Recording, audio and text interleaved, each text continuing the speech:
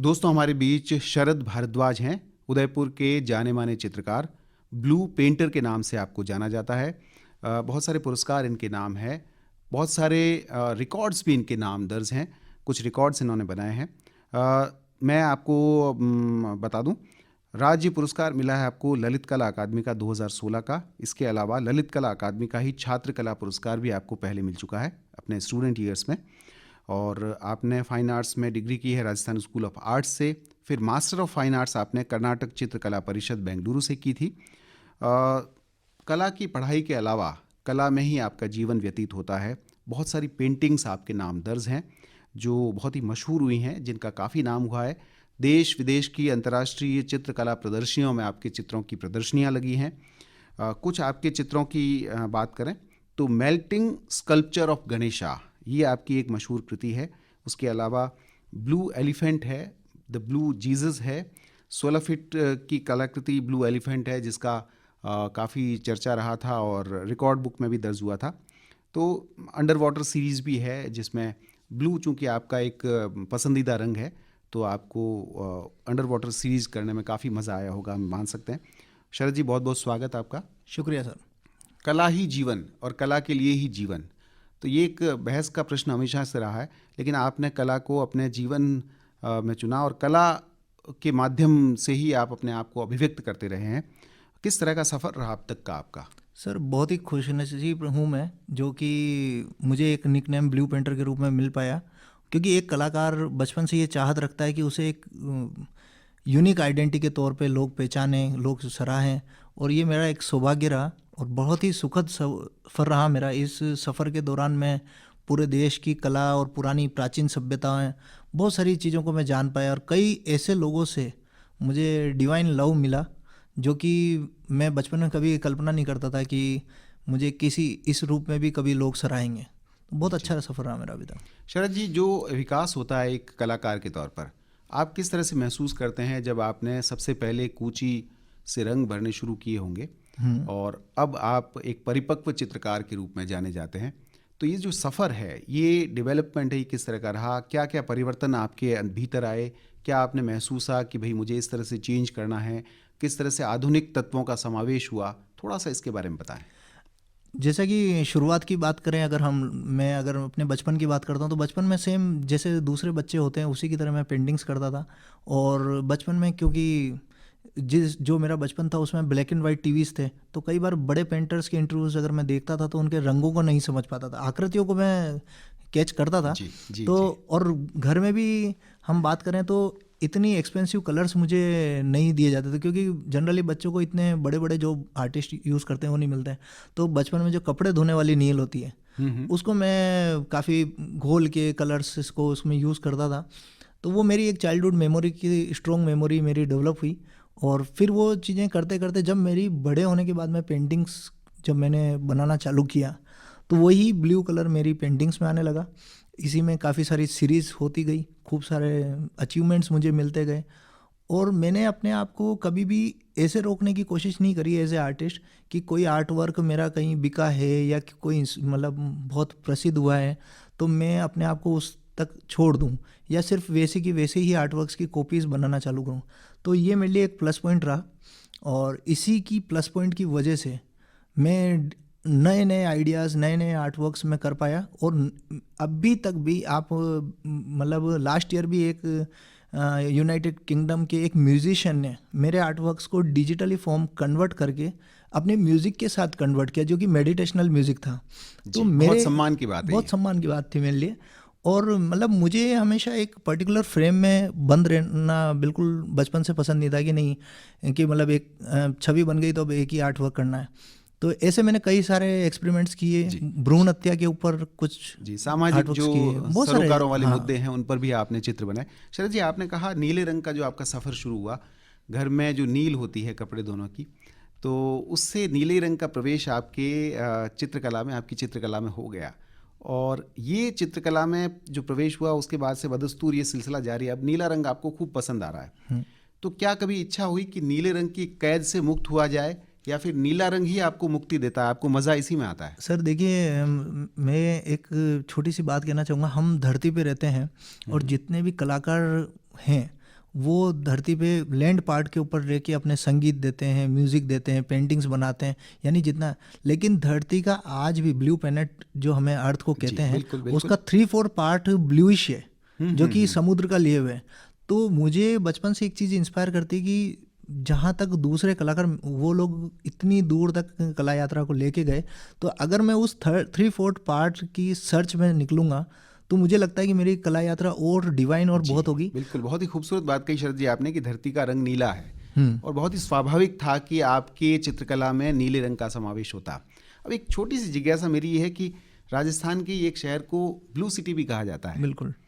तो वहाँ पर लोग अपने घरों को बाहर नील से ही पुताई करते थे और आज भी उस शहर के जो ट्रेडिशनल मकान बने हुए हैं वो नीले रंग में है। मैं जोधपुर की बात कर रहा हूँ। हाँ, बिल्कुल। तो आपको मौका मिला कभी जोधपुर के अंदरूनी हिस्से को देखने का जहाँ पर आप नीले रंग को महसूस कर पाते? बिल्कुल सर, मैं जोधपुर गया हूँ। इनफैक्ट मैंने वहाँ के जो एक काफ़ी बड़ा टावर है वहाँ पर मैंने वीर दुर्गादास जी के ऊपर भी मैंने एक आर्टवर्क किया है। जी जी। जो कि उनके द्वारा एक स्टाम्प उनके ऊपर कभी फेमस हुआ था, गवर्नमेंट द्वारा निकाला गया था वीर दुर्गादास जी के ऊपर। तो वो आर्टवर्क भी मैंने ब्लू कलर में वहाँ उनके म्यूज़ियम के लिए मैंने बनाया है, जो कि आज जोधपुर में ही है और बड़ी खूबसूरत जगह है। अभी थोड़ा सा ज़रूर ये है कि अब लोग ब्लू कलर्स को टीन शेड के रूप में वहाँ यूज़ कर रहे हैं। हाँ, तो हाँ, देखने में ऊपर से ऐसा लगता है कि ब्लू लग रहा है, बट वो चीज़ थोड़ी कम ठीक लगती है, क्योंकि आप पुरानी चीज़ को लेके रखेंगे तो ज़्यादा टूरिज्म को बढ़ावा मिलेगा। जी जी बिल्कुल। सर जी, जैसे चूंकि संदर्भ था इसलिए बात मैंने पूछी, लेकिन वापस हम आपकी कला यात्रा पर ही आते हैं, आपकी कला पर आते हैं। जब भी आप कोई पेंटिंग बनाना शुरू करते हैं, क्या ये रियाज की तरह हमेशा का आपकी दिनचर्या का हिस्सा होता है कि आपको कुछ ना कुछ बनाना है, चाहे आप पेंसिल से कोई आरेख ही बना दें, या फिर आप जब मूड होता है तभी चित्र बनाते हैं? और दूसरा ये कि आपके जो चित्र होते हैं उनकी विषय वस्तु किस तरह की होती है, जो अनायास ही आ जाती है लेकिन वो आप बाद में एक पैटर्न उसमें महसूस करते हैं कि हाँ, मेरे चित्रों में ये जो विषय वस्तु है ये प्रधान रूप से आ गई है? देखिए, डेली बेस पे कुछ न कुछ तो एक आर्टिस्ट का मन कभी भी शांत नहीं रहता है। तो वो चाहे वो रात के 2 बज रहे हों, चाहे 1 बज रहे हों, तो कहीं न कहीं कुछ न कुछ तो खुराबात माइंड में रहती है। और कहीं न कहीं डेली कुछ कलर्स और कुछ कैनवास तो हाथ से छूता हूँ मैं, ऐसा नहीं है बिल्कुल। पर वो डेली एक परफेक्ट पेंटिंग बनती ये मैं नहीं कह सकता हूँ, क्योंकि कई बार 15 डेज़ 20 डेज़ तक भी आपके दिमाग में कुछ न कुछ चलता रहता है। और स्पेशली तब सबसे ज़्यादा होता है जब कि कुछ नए आर्टवर्क्स, नए टाइटल्स के साथ में मुझे करने होते हैं। तो उसमें मैं ज़्यादा से ज़्यादा कोशिश ये करता हूँ कि कुछ ऐसे टाइटल्स या ऐसे आर्टवर्क्स डिज़ाइन करूँ या बनाऊँ जो कि आने वाले टाइम में इंडियन कंटेम्प्रेरी आर्ट को रिप्रेजेंट करें। वो ऐसा नहीं हो कि बस एक आर्टिस्ट के तरह बस वो किसी गैलरी के सेटअप के लिए या किसी एक पर्टिकुलर फॉर्म पे पब्लिसिटी के लिए मैं कुछ कर रहा हूँ। तो ऐसा मेरा थॉट कम रहता है थोड़ा सा, और इसी वजह से एक यूनिक माहौल मेरा आर्ट में पोर्टफोलियो पूरा बन पाया। ये सारी रूपरेखाएं तो रहती है। और टाइम जोन कोई लिमिट नहीं है, टाइम जोन का मेरा कोई एक फिक्स शेड्यूल नहीं है कि मुझे अर्ली मॉर्निंग उठना है या मैं लेट नाइट सोऊंगा। ये मेरा कुछ कभी भी एक मैंने बाउंडेशन नहीं रख रखा है जी। एक कलाकार के लिए अपनी कलाकृति को पूरा करना एक संतोष का काम होता है, उसको अच्छा लगता है। लेकिन जब वो कला निर्माण के अधीन होती है, जब काम चल रहा होता है, तो वो थोड़ा पेनफुल, एक जिसको हम कह सकते हैं कि जो एक क्रिएशन का जो दर्द होता है या तकलीफ़ होती है, पीड़ा होती है, उससे गुजरता है। कौन सी ऐसी कलाकृतियाँ आपकी अपनी हैं जिसको बना करके आपको बहुत संतोष का अनुभव हुआ और आपको लगा कि हाँ, मैंने कुछ काम किया? सर, ऐसी कुछ कृतियाँ हैं, और जैसे कि आपने कहा कि पीड़ादायक होता है, तो मेरी एक बार एक आर्ट गैलरी में एक पेंटिंग थी जो कि फर्स्ट टाइम मैं काफ़ी छोटा था, तो उस समय जब फर्स्ट टाइम मुझे पता पड़ा कि वो बिक गई तो मुझे बहुत दुख हुआ था पहली बार। जब ये एक बड़ा कोइंसिडेंस है, क्योंकि वो मेरे दिल के इतने करीब थी। देन आफ्टर मैंने, आपको लगा कि अब वो मैं वहाँ देख नहीं पाऊंगा, मैं उसको देख ही नहीं पाऊंगा कभी, पता नहीं कहाँ जाएगी। तो किसी प्राइवेट हाथ में चली गई होगी, किसी के ड्राइंग रूम की शोभा बढ़ा रही होगी। बिल्कुल। तो मैंने उसको रिवर्स, मतलब पहली बार वो मेरे लिए बड़ी टफ टास्क था कि आज से 15-20 ईयर्स पहले 25,000 का चेक लौटाना और उस पेंटिंग को वापस लेना, तो ये मेरे लिए बड़ा टफ टास्क था। बट वो मैंने आज भी अपने पास रखी। तो वो एक दर्द भरा मेरा एक समय था जो 2-3 दिन बीच में मैंने महसूस किया, तो वो बड़ा पेनफुल था एज ए आर्टवर्क। और एज ए प्राउड फीलिंग अगर मैं बात करूँ तो कुछ मेरे अच्छे इंसिडेंट्स रहे हैं। जो मेरा ब्लू एलिफेंट आर्टवर्क है, जो कि 16 फीट बड़ा है और एक चांदी के सिक्के से इंस्पायर होकर मैंने किया था। तो जब उसको स्पॉटलाइट कैटेगरी में जयपुर आर्ट समिट बड़े माहौल में प्रदर्शित किया गया, तो उसके सामने खड़े रह के जब मैंने 2 दिन तक 500-600 सेल्फीज खिंचवाई लोगों के साथ में, तो वो मेरी एक लिए बड़ी प्राउड फीलिंग वाला वक्त था गर्व का क्षण। कि लोगों को ये चीज़ इतनी अच्छी लग रही है। तो मुझे मेरे लिए वो बहुत सारे अवार्ड से ऊपर था। शरद जी, जैसे आपने कहा कि आपने एक सिक्के से इंस्पायर होकर ब्लू एलिफेंट बनाई थी कलाकृति, प्रभाव की अगर हम बात करें तो जो रचनात्मक लेखन होता है उसमें प्रभाव की बात अक्सर की जाती है कि उस बड़े लेखक से उसकी रचनाएं प्रभावित है। क्या पेंटिंग के मामले में भी ऐसा होता है? पेंटर्स भी अपने जो एल्डर्स होते हैं या अपने जो बड़े होते हैं या कंटेम्प्रेरी में जो उनकी कृतियों से अनायास ही अनजाने ही प्रभावित होते रहते हैं? अगर आपकी बात मैं करूं तो क्या आपके ऊपर किसी का प्रभाव है, कोई आपको अच्छा लगता है और आप चाहते हैं कि मैं वैसा बनूं या अपनी एक अलग धारा बनाऊं, लेकिन कहीं न कहीं सरपरस्ती उनकी रहे, एक अदृश्य सी छाया उनकी रहे, ऐसा महसूस होता है आपको? बिल्कुल होता है सर, और न सिर्फ ये महसूस होता है बल्कि कहीं ना कहीं माइंड में वो थॉट भी चलता रहता है कि क्या हम जिंदगी में उन जैसा कुछ अचीव कर पाएंगे। जैसे आज राजस्थान का हिम्मत शाह एक बड़ा नाम है, एम.एफ. हुसैन एक बड़े नाम रहे हैं, तो ऐसे बहुत सारे जो नाम हैं, रज़ा जी बड़ा नाम रहे हैं। तो कई बार उनके बारे में पढ़कर, कई बार उनके बारे में सुनकर एक अंदर घबराहट सी होती है। ऐसा लगता है कि हम जो कर रहे हैं क्या वो इनफ है, या मतलब कई ऐसे लोगों से के बारे में पढ़ने को मिलता है कि उन्होंने अपनी ज़िंदगी में खूब पेंटिंग्स करी। जी। तो ये चीज़ें आती है। लेकिन शरद जी, जैसे जो कला के पारखी होते हैं वो क्या ये पता लगाते हैं कि भाई इसके जो रंग हैं, रेखाएं हैं, स्ट्रोक्स हैं, उनमें कहीं न कहीं छाप है? तो इस तरह की छाप होना क्या अच्छी बात है, और क्या ये छाप हर अच्छे पेंटर में आती है या फिर वो छाप से मुक्त होता है, धीरे धीरे अपनी एक अलग शैली विकसित करता है, लेकिन शुरू में ज़रूर वो छाप होती है? सर आप भावनात्मक तौर पे उनके कर्मों से आप इंस्पायर हो सकते हैं, लेकिन एक सच्चे कलाकार के तौर पे आपकी एक मतलब जो आइडेंटिटी वो बिल्कुल ही डिफरेंट होती है।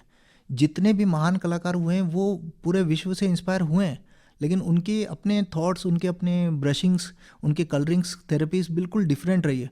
और जो बड़े लोग होते हैं, जो भी इन्वेस्टर्स होते हैं या जो भी देश के नामी आर्ट बायर्स होते हैं, वो अपना थॉट वो बिल्कुल समझते हैं। अगर आप एक भी आर्ट वर्क आप किसी रेपुटेटेड गैलरी में रखेंगे, आपको दूसरे दिन ही पता लग जाएगा कि आपके ऊपर कमेंट्स आ जाएंगे कि आप किससे इंस्पायर है या किसको कॉपी करने की कोशिश कर रहे हैं। तो ये बिल्कुल होता है, और इसी वजह से आप पकड़ में आ जाते हो, इसी वजह से आप कहीं ना कहीं नीचे रह जाते हो और या फिर आप ऊपर जाते हो। लाखों करोड़ों में आपकी पेंटिंग्स की वैल्यूज़ होती है, तो वो भी इसीलिए होती है। शरद जी, उदयपुर जो है वो भी एक शहर अपने आप में एक ईश्वर की पेंटिंग ही कह सकते हैं, इतना सुंदर है। तो यहाँ पर चित्रों की, यहाँ पर विषयों की भरमार है। उदयपुर शहर आपके चित्रों में किस तरह से अभिव्यक्त होता है? उदयपुर शहर तो सर बिल्कुल एक सांसों की तरह, हाँ सांसों की तरह बचपन में घुसा। तो मुझे अच्छे से ध्यान है कि मैं बचपन में अगर किसी भी मूड में होता था और अगर मैं पिछोला के कोने पे बैठता था, तो मुझे नीचे पानी भी ब्लू नज़र आता था, आसमान भी ब्लू नज़र आता था, और इनफैक्ट जो दूर की पहाड़ियाँ होती थी वो भी कहीं ना कहीं उसी में मर्ज होती रहती थी। तो वो कहीं ना कहीं वही सिक्स सेंस में मेरे डेवलप रहा, और वो तो आज भी मैं उन चीज़ों को एंजॉय करता हूँ। कभी शांत मूड में जाके बैठता ही हूँ। तो उदयपुर तो और सबसे इजी गोइंग, सबसे आत्मीय शहर है, जो कि बिना किसी एक्सपेंसिव आपके अमाउंट के आप एंजॉय कर सकते हैं। बिल्कुल, ये एक ऐसी मैं कह सकता हूँ कि कला दीर्घा है ईश्वर की, बिल्कुल, जिसमें अगर कोई आना चाहे तो बिना पैसे के वो आनंद ले सकता है ईश्वर की कृतियों का। बिल्कुल। तो शरद जी, जैसे जो युवा हमारे दोस्त सुन रहे हैं आपकी बातचीत को और जो पेंटिंग करते हैं, उनके लिए जो शुरू कर रहे हैं अभी, उनको क्या कहेंगे? किस तरह से उनको, क्योंकि यात्रा अपने आप में बड़ी धैर्य वाली है, आसान नहीं है, किस तरह से वो एक अच्छे पेंटर बन सकते हैं, अच्छे चित्रकार बन सकते हैं और अपने एक मुकाम तक पहुंच सकते हैं? दूसरा, आजीविका का जो प्रश्न है उस पर मैं बाद में आऊँगा। पहले ये कि किस तरह से एक अच्छा चित्रकार बना जाए। जो हमारे युवा दोस्त इस फील्ड में हैं, थोड़ा बहुत जो कूची और रंगों से खेलते हैं, या मैं कहूँगा कि सीरियसली उसमें इन्वॉल्व हैं, किस तरह से, क्या उनको कहेंगे? देखिए, शुरुआत में आप जो भी काम करते हैं वो कहीं ना कहीं अनमेच्योर तो होता है, तो आप इसकी परवाह मत करें कि पहले दिन से आपको महान नहीं बनना है। बिल्कुल। अगर आप सपोज, जैसे आपने जिक्र किया मुझे स्टूडेंट अवार्ड मिला, तो वो मुझे कॉलेज टाइम में मिल गया था। वो एक बहुत रेपुटेटेड अवार्ड था कॉलेज के टाइम का, ललित कला राज्य पुरस्कार जो होता है। तो ऐसा नहीं है कि कभी आप कॉलेज में घुसे हैं और लक बाई चांस आपको स्टूडेंट अवार्ड मिल गया है, या कोई एग्जीबिशन आपकी हो गई है, या किसी कारण से आपकी पेंटिंग बिकना चालू हो गई है, तो आप अपनी प्रोग्रेस रोके नहीं, आप रेगुलर आज भी आप सीनियर आर्टिस्टों को देखें, पढ़ें, उनसे हिले मिलें, मतलब ये सब चीज़ें आप रखें। और एजुकेशन का भी पूरा यूज़ करें, मतलब आप पढ़ाई को स्टॉप नहीं करें कि नहीं अब हम आर्टिस्ट बन गए, हमें पढ़ने की ज़रूरत ही नहीं है, या हमें क्या करना। और एक सबसे बड़ा होता है आपका नेचर। आपको अगर कहीं बुलाया जाता है तो विदाउट एनी बिग डायग्राम कि आप नहीं कहीं अमाउंट की चाहत रख रहे हैं, या कहीं आप ये सोच रहे हैं कि इतना ग्लैमर होगा तो ही मैं जाऊंगा, ऐसा बिल्कुल ना करें। शुरुआती दौर में ये चीज़ें बहुत ध्यान रखने की होती है। और स्पेशली वैसे तो ज़िंदगी भर ही हम्बल रहना कोई गुनाह नहीं है, बट फिर भी शुरुआत में, क्योंकि ये आपके डेवलपमेंट को रोकता है, तो जितना ज़्यादा आप लोगों को देखेंगे परखेंगे, आपके काम में निखार आएगा, आपको दुनिया की समझ होगी। और फिर वो जब डेवलपमेंट परिपक्व होता है तब आप स्ट्रांगली अपने डिसीजंस ले सकते हैं कि हाँ हमें 6 महीने बाद ही किसी शो को करना है, या हमें उसमें मेच्योरिटी से, तो वो आपको खुद अपने आप पता लगेगा। फिर ज़रूरत नहीं है, आज एक लेवल पे आने के बाद में आपको ज़रूरत नहीं है कि आप रोज़ रोज़ नज़र आए, आप अपनी शिद्दत से काम करें और 6 महीने बाद भी नज़र आएंगे तो चलेगा। जी, ये जो चुनाव होता है रंगों का, क्या आप वाटर कलर में जाते हैं या फिर ऑयल पेस्टल में जाते हैं, या जो भी अलग कलर होते हैं, ये चुनाव कब करता है एक चित्रकार? क्या शुरू से ही करता है, या फिर इसका भी उसके करियर पे फ़र्क पड़ता है एज एन आर्टिस्ट? देखिए, एज ए इन्वेस्टर्स कई बार जो या आप भी अलग अलग रंगों का प्रयोग करते हैं? कभी आपने वाटर कलर पे बनाई करते हैं, और उनके पिगमेंट्स भी अलग होते हैं जी, उनके थेरेपीज अलग होती है। कई बार अलग अलग जब आप कलर्स यूज़ करते हैं तो आपको लगता है कि सबके एक्सपेरिमेंट्स के रिजल्ट्स अलग अलग आ रहे हैं। हाँ, ऐसा कोई मायने नहीं रखता है कि आप कौन से कलर यूज़ करें, पेंसिल भी आप यूज़ कर रहे हैं तो वो भी एक गुड आर्टवर्क बनता है। बट क्योंकि कहीं कहीं कुछ जगहों पे ऑयल कलर्स हैं, एक्रेलिक कलर्स हैं, इनको थोड़ा तवज्जो ज़्यादा मिलता है इन्वेस्टर्स पॉइंट ऑफ व्यू या ऐसा कुछ, तो वो एक कभी कभी थोड़ा सा पिगमेंट्स को ध्यान में रखने के लिए होता है कि भाई आप जो कैनवास यूज़ कर रहे हैं एटलीस्ट वो आप ऐसा यूज़ करें कि किसी का पैसा बर्बाद ना हो, कोई आपके ऊपर विश्वास करें। या आप कलर, भाई आप कलाकृति बनाने से पहले मेटेरियल्स ऐसा रहें जो कि लॉन्ग टर्म हो, जो आपको मतलब ऐसा नहीं है कि आप जीते जी भी आपके जाने के बाद भी वो देश की या किसी की शोभा बढ़ा सकें। तो ये चीज़ें थोड़ी ध्यान में रखनी पड़ती हैं। जी शरद जी, आपसे खूब बातें हुई। चित्रकार के तौर पर आपकी यात्रा वाकई बहुत प्रेरक है, मैं कहूँगा कि, और आप लगातार निरंतर आगे बढ़ते जाएं, तमाम जो मकाम हैं उनको आप हासिल करें, जितनी भी ऊंचाइयां हैं उनको हासिल करें। और अब मैं कुछ हल्के फुल्के सवाल पूछूंगा आपसे आपके जीवन से जुड़े हुए। अगर आपके चित्रों को उदयपुर में कोई देखना चाहे जो चित्रकला में नहीं है, सिर्फ सराहना करता है एक फ़ैन की तरह, तो वो कहाँ देख सकता है? बिल्कुल, मेरे स्टूडियो में देख सकता है आराम से। आपका अपना स्टूडियो है, वहाँ पे देखा? हाँ, मेरा रेजिडेंस में ही जो मैंने एक रूम है पूरा उसको स्टूडियो बना रखा है, और उसी में आराम से मैं मेरा आर्टवर्क्स करता हूँ।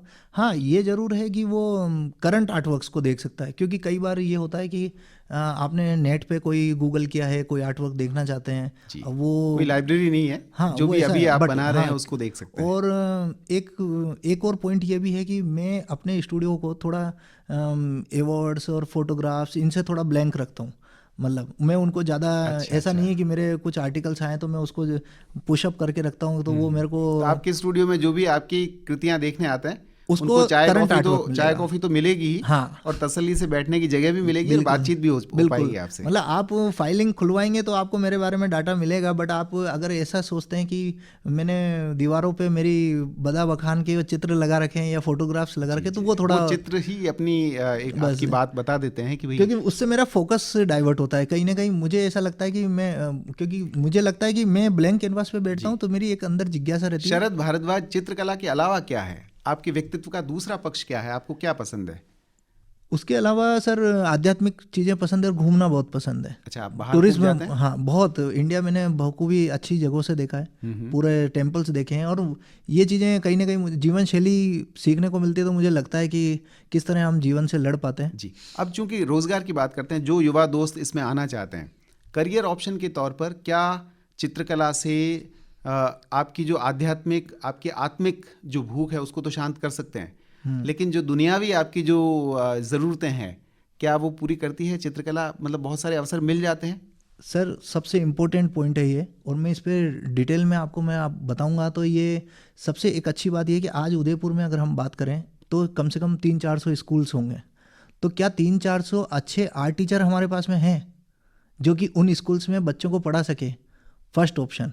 तो अगर आप अच्छे ये एक ऑप्शन है कि आप फर्स्ट स्कूल में ऑप्शन जाके कला है ना, के शिक्षक बन सकते देन हैं। आफ्टर गवर्नमेंट जॉब्स, केवी, नवोदय, ये जॉब्स के ऑप्शन हो गए। जी। अब हम और बात शादी ब्याह में जो घरों के बाहर चित्रकारी का यहाँ चलन है, उससे भी कमाई हो सकती है। बिल्कुल हो सकती है। और अब दूसरी, ये तो हो गया एक पर्टिकुलर एक ट्रैक जहाँ पर रोज आप अपना थैला लेके जाएंगे और कुछ आप सिखाएंगे तो उसके थैला आप भर के ही लाएंगे आप और लेके आएंगे। शरद भारद्वाज, बहुत बहुत शुक्रिया कहेंगे हम आपका। आप हमारे स्टूडियो में आए, खूब अच्छी बातें की, आत्मीय बातें हुई, बहुत शुक्रिया आपका। Thank you sir, thank you for me.